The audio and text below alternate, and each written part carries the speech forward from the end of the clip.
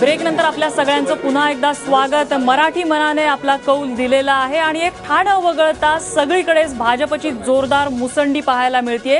मुंबईमध्ये काहीशी भाजप मागे पडते असं वाटलेलं होतं, मात्र आता जवळपास शिवसेनेला गाठायला भाजपने ती संख्या गाठलेली आहे। 81 भाजप आहेत, 84 या ठिकाणी शिवसेनेची संख्या आणि त्यात भाजपने दावा केलाय की आणखीन 4 जणांची त्यांना साथ आहे आणि आम्ही शिवसेनेपेक्षा पुढे गेलेलो आहोत। आता अर्थात हे दावे प्रतिदावे आता होत राहणार आहेत, कारण आता सत्ता स्थापन करायची। आपल्यासोबत भाजपचे ज्येष्ठ नेते आणि मंत्री चंद्रकांत दादा पाटील आहे। दादा, स्वागत आहे आपलं। आणि सगळ्यात प्रथम तुमचं अभिनंदन। आणि भाजपने ज्या प्रकारे मुसंडी मारलेली आहे त्यावर तुमची पहिली प्रतिक्रिया?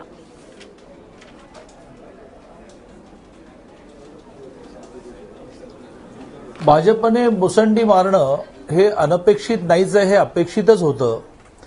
गेली 2.5 वर्ष केंद्रामध्ये नरेंद्र मोदींनी आणि महाराष्ट्रामध्ये देवेंद्र फडणवीसांनी जी विकासाची, सर्वसामान्य माणसाला सुखात ठेवण्याची आणि सुरक्षित करण्याची कामं केली, त्याचं हे यश आहे।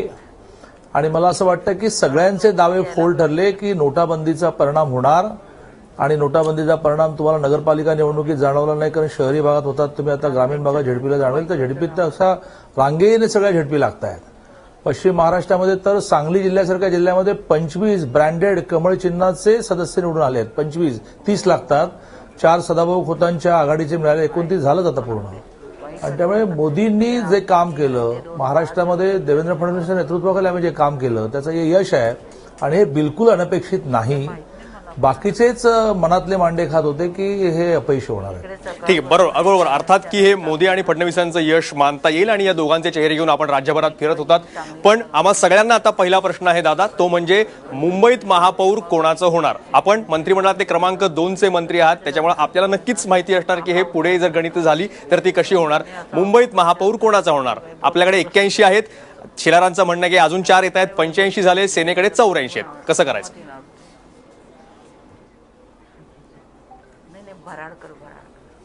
मी तुम्हालाही हात जोडून विनंती करतो आणि तुमच्या माध्यमातून अशा प्रकाराने आपापली मतं व्यक्त करणाऱ्या सगळ्यांना हात जोडून विनंती करतो की आतापर्यंत आलेली कटुता पुरे झाली।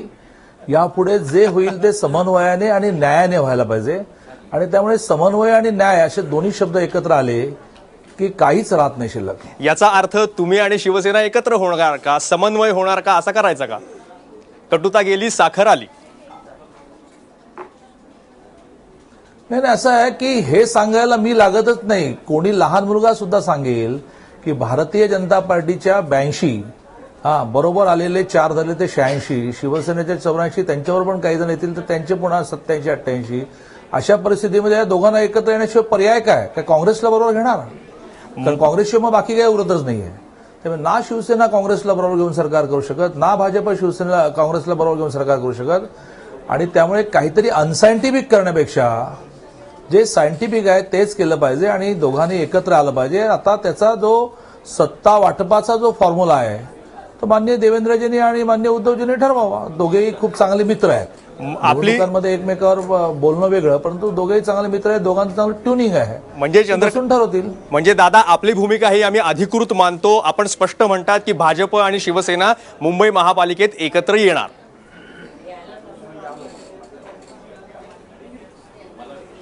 नाही, मी पुन्हा तोच मुद्दा उपस्थित करेन की काय याच्यापेक्षा वेगळा काय पर्याय असू शकतो? म्हणजे याच्यापेक्षा दुसरा कोणताही पर्याय नाहीये, बरोबर?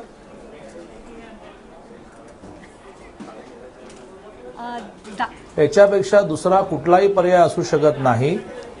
आता त्या पर्यायामध्ये महापौर कोणाचा आणि स्थायी समिती कोणाची हा it's a matter of details, ते बसून ठरवतील। दादा, आपली ही समन्वयवादी भूमिका दिल्लीतले आपले जे नेते आहेत, जे काँग्रेस मुक्त भारत करायचं स्वप्न बघतात, ज्यांना सतत नोटाबंदीच्या निमित्ताने टार्गेट केलं गेलेलं आहे, त्या पंतप्रधान नरेंद्र मोदी आणि अध्यक्ष अमित शहा यांना मान्य होईल का?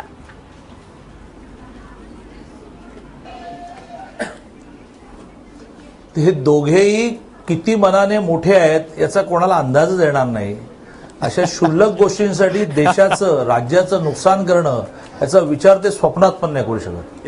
दादा, मला एक प्रश्न विचारायचा आहे। दादा, हे सगळं होत असताना पारदर्शी डेव्हलपमेंट हे सगळे मुद्दे जे तुम्ही गाजवले, अगदी लोकांच्या घरापर्यंत नेले, खिडकीमधून सगळं डोअरमधून जिथं जायचं असेल तिथपर्यंत नेले, त्याचं काय होणार आहे?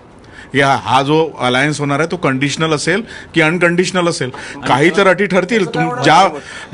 ज्या गोष्टी प्रोजेक्ट करून तुम्हाला 82 सीट्स मिळतात त्या गोष्टींचा तुम्ही विचार करणार की नाही अलायन्समध्ये जाताना? नाही दादा, जोडूनच प्रश्न आहे. असं म्हणाले होते मुख्यमंत्री की काळा पैसा तुमच्याकडे का, तर उद्धव ठाकरेंच्या काळ्या पैशाची चौकशी होणार का जर हे एकत्र तुम्ही आलात पुढे? तर मुंबईतल्या लोकांना मला असं वाटतं की सेना आणि भाजपाने स्ट्रॅटेजी करून बनवलं असं म्हणायला वाव आहे का? की मनाचा मोठेपणा दाखवा, की मनाचा मोठेपणा दाखवून. मी आता लेना बँकेत असणार की देना बँकेमध्ये असणार? ठीक आहे दादा. दादा तुम्ही आता लेना बँकेमध्ये असणार? पारदर्शक कारभार, ट्रान्सपरंट कारभार ही आमची स्ट्रॅटेजी नाही आहे, ही आमची मनापासूनची धारणा आहे आणि तेच राज्यामध्ये आम्ही केलं. अनेक आरोप करण्याचे प्रयत्न झाले महाराष्ट्रातल्या मंत्र्यांवर, केंद्रातल्या मंत्र्यांवर, परंतु कोणालाही कुठला आरोप सिद्ध करता आला नाही. अगदी नाथाभाऊ खडसेंसहित आम्ही आमच्या बाजूने हे कल्चर दाखवलं किंवा त्यांनी चौकशीला सामोरं जावं. आणि त्यामुळे पारदर्शक कारभार ही आमची स्ट्रॅटेजी नाही आहे, ती आमची कमिटमेंट आहे, ती आमची बांधिलकी आहे, ते मनापासून आहे आणि त्याचा आग्रह राहणारच. आणि आता जर आता ज्या स्थितीमध्ये आम्ही आहोत त्यात आम्ही आमच्या टर्म्सवर चालू शकतो ना. आतापर्यंत 100 त्यांचे 34 आमचे, आम्ही काय म्हणणार? आणि केंद्रात राज्य नाही, राज्यात राज्य नाही. आता केंद्रात राज्य आहे, राज्यात राज्य आहे, महानगरपालिकेतील समसमान आहोत. अशा वेळेला आम्हाला आमच्या टर्म्सवर चालता येईल आणि त्या टर्म्स या पारदर्शक कारभार जो राज्यात चालला, 3 लाखाच्या वरचं प्रत्येक ई टेंडर निघालं, प्रत्येक टेंडर किमान 20%, 22% बिलो आलं. राज्याचे किती पैसे वाचवले गेले 2-2.5 वर्षामध्ये? आम्ही एक टेंडर आम्ही अभाव देत नाही, अभाव आलं की कॅन्सल करून टाकतो. दादा आणि त्यामुळे असा पारदर्शक कारभार हा मुंबईत चालावा असा आम्ही आग्रह धरणार आणि तो आग्रह आता शिवसेनेला मान्य करावा लागेल. दादा तुम्ही आता लेना बँकेत असणार का देना बँकेमध्ये असणार? पाठिंब्याबाबत बोलतो मी.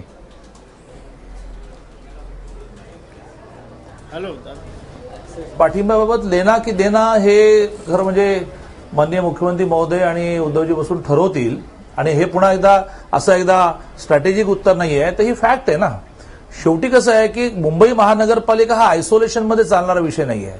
तो राज्याचं राजकारण, राज्याचं समाजकारण, राज्याचा विकास, केंद्राच्या 2 वर्षांनी होणाऱ्या निवडणुका, हे सगळे एकमेकात गुंतलेले विषय आहेत. त्यामुळे इतका सोपा विषय नाही आहे. आणि मला असं वाटतं की निवडणुकांमध्ये जी कटुता कधी कधी त्या निवडणुकीचा भाग म्हणून आवश्यक असते, ती नंतर ठेवण्याचं काही कारणही नसतं. त्यावेळेला व्यावहारिक विचार करावा लागतो. दादा तुम्ही भाजप आणि मातोश्री याच्यातले शांतिदूत होणार का? याच्यातला दुवा तुम्ही होणार आहात का?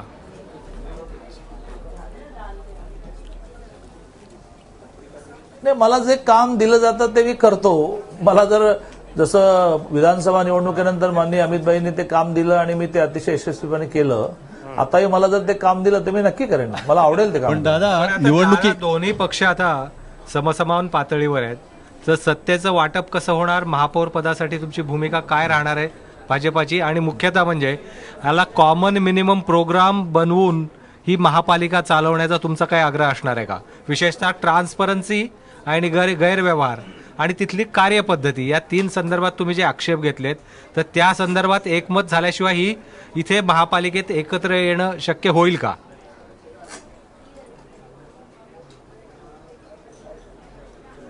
मला असं वाटतं की हे सगळं शक्य होईल. माननीय देवेंद्रजी आणि आशिष शेलार या दोघांनी याचा खूप विचार केलेला आहे. विचार करूनच एक मुद्दे बाहेर पडत होते आणि त्यामुळे एकत्र बसून उदाहरणार्थ एक स्टेअरिंग कमिटी करायला लागेल. त्यांचे 3 जण, यांचे 3 जण, त्या स्टेअरिंग कमिटीला काम द्यावं लागेल की अशा प्रकारचा क्रुशियल विषय जेव्हा महानगरपालिकेत येईल तेव्हा स्टेअरिंग कमिटीमध्ये चर्चा झाल्याशिवाय तुम्ही निर्णय नका करू.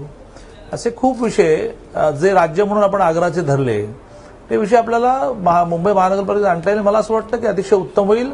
मी तुम्हाला विनंती करणार आहे सगळ्या चॅनल्सना की तुम्ही आता या विषयामध्ये कसे हे नीट एकत्र येतील अशीच भूमिका बजावली पाहिजे. बरं, ठीक आहे. पण तुम्ही जे शिवसेनेवरती आरोप केले होते त्यांच्या नेत्यांवर आणि विथ कागदपत्र कॉन्क्रीट आरोप केलेले तुमच्या काही मुख्यमंत्र्यांनी आणि खासदारांनी सुद्धा, चौकशा करू, मागे जे झालेलं आहे त्याचं काय करणार तुम्ही? त्याची चौकशी कशी करणार? पुढे तुम्ही म्हणणार की ठीक आहे आम्ही ट्रान्सपरन्सीनी काम करू, तेही तुम्हाला कमिट करतील, पण जे मागे होऊन गेले त्याच्या चौकशांचं काय?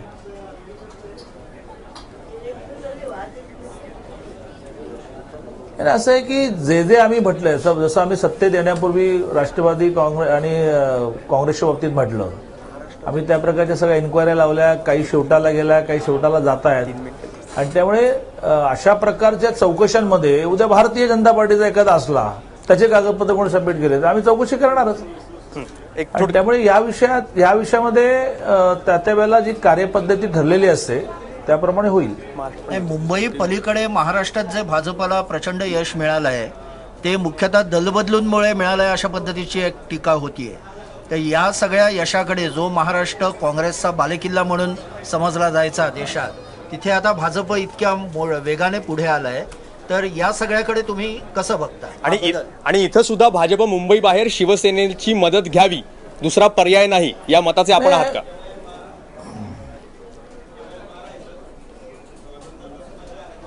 नाही, माझं तर निवडणुकीपूर्वीही असं मत होतं आणि मी अनेक वेळेला तुमच्या माध्यमातून मांडलं की उद्धवजींनी मुंबईमध्ये जागेचा तिढा सुटला नाही म्हणून सगळ्या राज्याला वेठीस धरू नये. राज्यामध्ये शिवसेना बीजेपी बऱ्याच ठिकाणी किंवा जवळ सगळ्या ठिकाणी एकमत झालं असतं.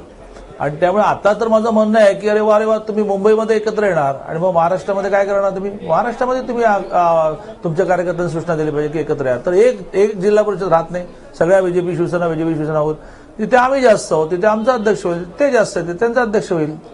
म्हणजे कल्याण डोंबिवलीच्या वेळेला सुद्धा आधी भांडणं नंतर एकत्र, आताही आधी भांडणं नंतर एकत्र, 38,000 कोटीसाठी सगळे एकत्र, आणि आम्ही इकडे 100 कोटीवाले काय करायचं? आमच्या ग्रामीण भागाचा विकास कसा व्हायचा? आणि त्यामुळे माझ्या उद्धवजींना वारंवार आव्हान होतं त्या ज्यावेळेला युती तुटली त्याही वेळेला, किंवा तुम्ही मुंबई पुरता हा विषय ठेवा ना, तिथे काय तुमचे तात्विक मतभेद नाही झाले, तुमचे झाले ते जागांचे मतभेद झाले, 60 की 80 इतकाच विषय होता. म्हणजे पूर्ण शक्यता आपण वर्तवत आहात की मुंबईतच नव्हे तर मुंबई बाहेर सुद्धा शिवसेनेची काही वेळेला सगळ्या महाराष्ट्राला वेठीस धरण्याची आवश्यकता नव्हती. बरोबर. अरे त्यावेळेसही महाराष्ट्राला वेठीस धरण्याची आवश्यकता नव्हती, म्हणजे या प्रचारामध्ये सुद्धा तो वेठीस धरला गेला या दोघांच्या शाब्दिक भांडणामध्ये, असं आपण एका प्रकारे मान्य करतात, पण शक्यता पण नाकारता नाही आहात. पण यावेळेसची सगळ्यात महत्वाची बातमी ही आहे की क्रमांक 2चे मंत्री राज्यातले चंद्रकांतदादा पाटील असं म्हणतात की शिवसेना आणि भाजप मुंबईतच नव्हे तर महाराष्ट्रात त्यांना एकत्र येण्यावाचून पर्याय नाही. कदाचित ती गणितांचे आकडे आपण जे काही मिनिटांपूर्वी मानत होतो ते मांडायची गरज नाहीये. यांच्या उत्तरामध्ये जवळपास उत्तर गर्भित अर्थ दडलेला आहे. एक छोटासा ब्रेक घेतोय कौल मराठी मनाचा मध्ये. शिवसेनेची पण ती प्रतिक्रिया आपल्याकडे येणं अपेक्षित आहे. थोड्याच वेळात मुख्यमंत्री पण बोलणार आहेत सर्वांशी आजच्या विजयाबद्दल, त्यांच्याकडेही जायचंय, पण ब्रेक घेऊयात. तुम्ही पाहत रहा कौल मराठी मनाचा.